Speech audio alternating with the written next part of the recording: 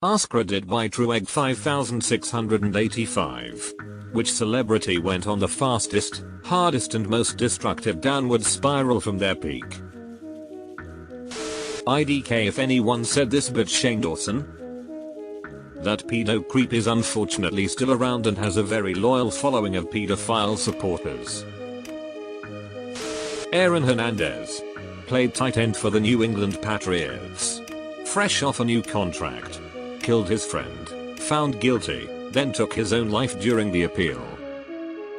Pretty sure taking his life was meant to secure a payday for his family, as they would have been entitled to his earnings once he filed his appeal. The Hollywood of yesteryear had more than its fair share of career implosions such as Fatty Arbuckle and Harry Langdon, but few can match Wallace Reed. Described as the screen's most perfect lover, he was an all-round athlete and musician who wanted to move from theater to film. He approached Vitagraph Studios with the story hoping he could direct it, but the studio jumped on the opportunity to cast the 6-foot blue-eyed Reed as a matinee idol. By 1922, he had appeared in nearly 200 pictures and even tried out for the Indy 500. Reed was hiding a secret, however. In 1919, he had been involved in a train wreck and was prescribed morphine for his injuries. As the pressure of stardom grew, he rapidly became addicted, regularly spending $1,000 on morphine, but audiences noticed his rapid weight loss and gaunt features. He collapsed on set in October 1922 and was sent to a sanatorium where Oscar Pistorius was a pretty sharp fall from Paralympian champion role model to spouse murderer. The Onion had 2 major takes on this and were both quite solid. Double amputee proves he is capable of anything.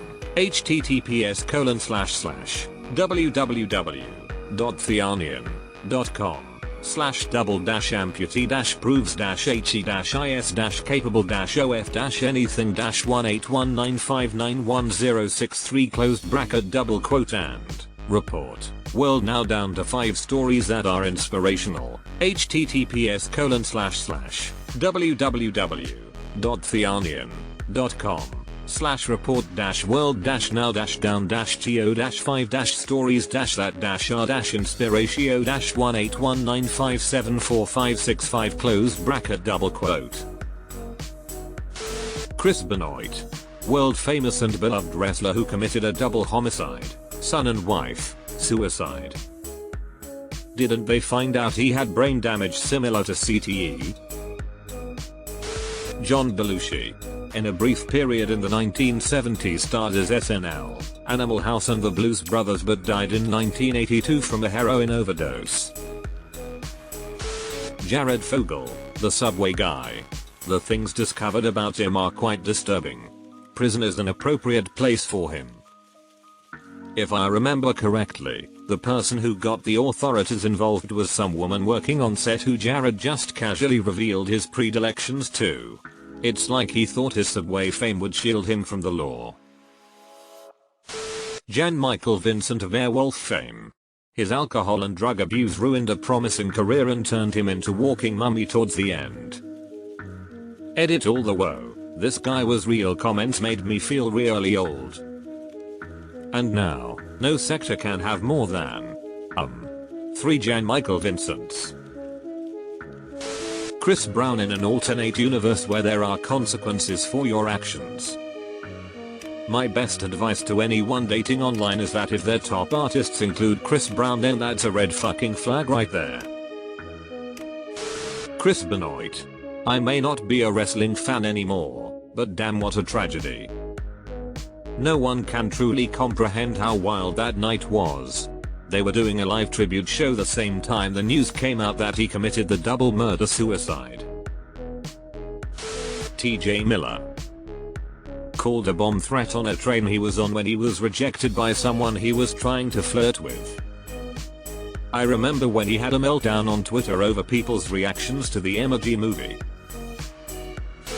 Jaya Kirangi. She started modeling in 1978 at age 18, reached her peak in 1979 and was considered the supermodel, but by 1980 her career was already in steep decline due to her hardcore drug addiction alongside her erratic personality, making her a difficult lead to work with. By 1981 her career was basically over. At only age 21 she tried to make multiple comebacks, but it never stuck and officially left the modeling industry for good. In 1983 she ended up working as a store clerk and even a prostitute for some time, but in 1986 she ended up dying of AIDS at age 26, suspected to be caused by contaminated heroin needles. She was in such poor condition when she died. Then when the doctors picked her up, the skin fell off her back. No one in the fashion industry attended her funeral or even knew she had died. She fell just as quickly as she rose. In the end, no one she thought cared about her. Though through the demise of Jaya brought about the rise of Cindy Crawford. Cindy and Jaya share a lot of resemblance, so many photographers would use her in place of Jaya because she was far easier to work with. She was even nicknamed Baby Jaya at the beginning of her career. First time I ever saw Angelina Jolie was in the HBO movie Jaya on HBO, about Jaya Kirangu. How about Antonio Android Appadamp, UTM source equals share and amp, context equals 3, NFL Superstar 2. Oh boy. Just read the list. One story that never really made the news.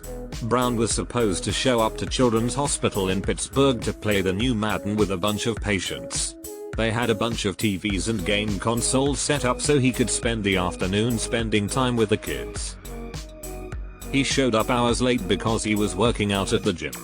He finally showed up and instead of playing Madden with the hospital kids, let his own sons all play Madden simultaneously on all of the TVs. Did that for 20 minutes, spent 5 minutes talking to the hospital execs, and then left.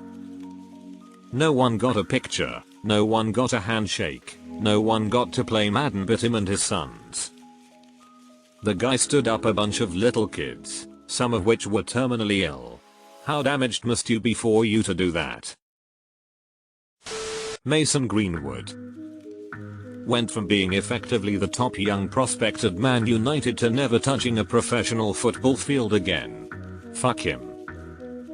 Edit. For those who don't know, Mason Greenwood was a young homegrown prospect for one of the biggest football teams in the world, being heralded as the next great for the team. That is, until one night his girlfriend came out with dozens of pictures, videos, texts and audio files of Mason being an abusive monster. He's done. You didn't even think about this one. Good choice. Fuck him. Ian Watkins went from frontman of a world famous rock band to doing 30 years for child sex offenses. According to Vice, when GCHQ was called in to help the police access encrypted files on Watkins' computer, they found that one of the passwords he used was I fuck KIDZ. O.J. Simpson. I remember being in 5th grade and our teacher stopped class to let us listen to the verdict on the radio. We were only 10 but the whole class knew about the trial and what happened. The child actors seem to me the saddest. Must be really hard to face the fact that the most famous successful you will ever be is when you are 12.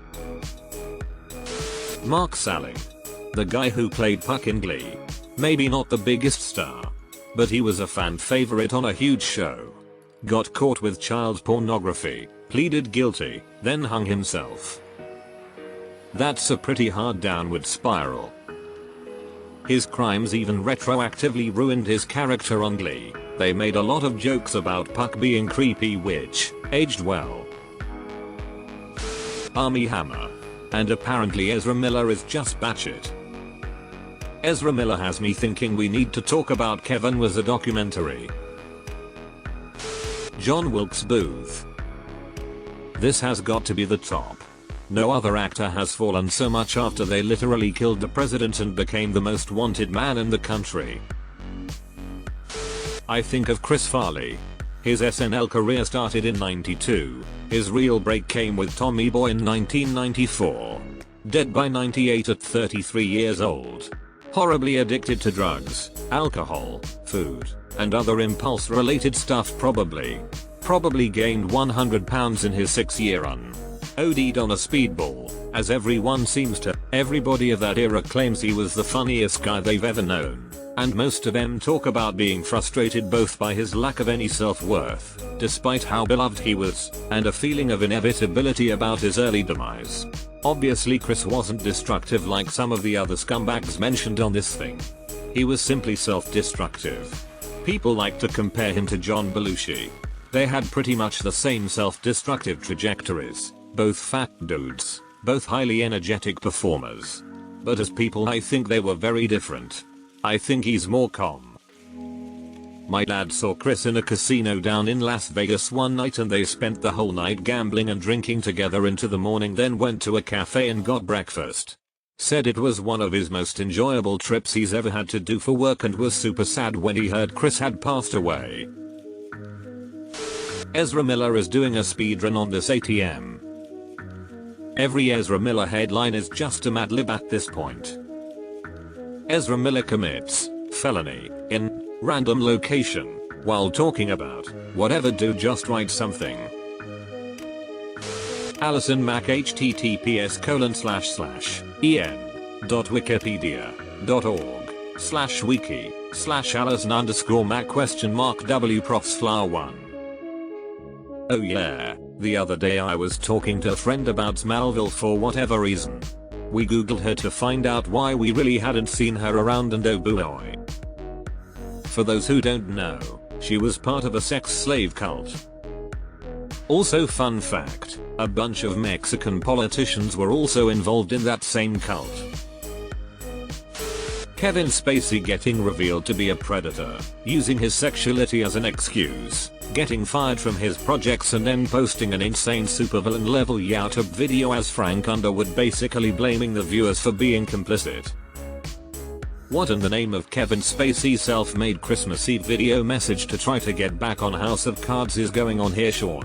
The Good Place. Lindsay Lohan. Plus she had that weird episode a few years back where she was trying to take children off the street claiming they were kidnapped or trafficked or something, after offering the family a hotel. I don't remember the logistics. And then last fall with the goddamn furry NFT. Insanity. Rosen did one of the fastest disappearing act that I can think of. You know it's bad when they get written off the reboot of the show they were the titular character for. They said she died of a drug overdose and nobody was even mad about it. Has everyone forgotten Charlie Sheen? Did winning stop winning? What about Tiger Blood and a bevy of porn stars? He went down so hard they made a series vaguely based on it and cast him in the lead role. Well, the ARP's post was about fastest downward spiral. Charlie Sheen was a big time actor, but it took him many years of drug abuse to self-destruct. He definitely qualifies for celebrities who destroyed their own careers, but he isn't in the fast downward spiral category. Amanda Bynes. I remember watching She's the Man and thinking, wow, she's one of the few child actors who avoided the crazy spiral. I could not have been more wrong. There are truly only a handful of them who turned out alright. Mara Wilson is at the top of that short list. She chalks it up to her wanting to act and not her parents pushing her into it. Hilary Duff is another one. He's not exactly A-list anymore, but Andy Dick has had one of the worst downward spirals I can think of. He is a pretty terrible toxic person, so it's difficult to feel bad for him, but in the last few years he's become heavily involved in the IRL streaming community IP2. https://www.youtube.com/watch?0f_qbx3e_amp_ab_channel bent neatly closed bracket, which is honestly a collection of the trashiest people in America. And he is passed around between different IRL content creators as he brings them views and they supply him with drugs and he provides content with his crazy behavior. He has had several pretty nasty beatings. https://www.youtube.com/shorts /rbum-mydsgy closed bracket and was once held against his will by a creator called Wapi who was abusive, and he is basically a drug addicted husk of a human.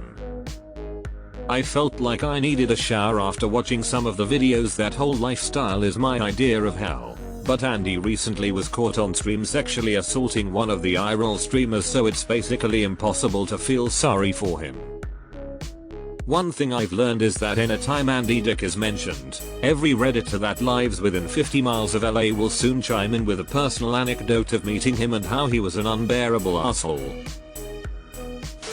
Jussie Smollett, https://en.wikipedia.org/wiki/Jussie_Smollett_hate_crime_hoax closed bracket. I wonder why he did it? Like just for publicity or what?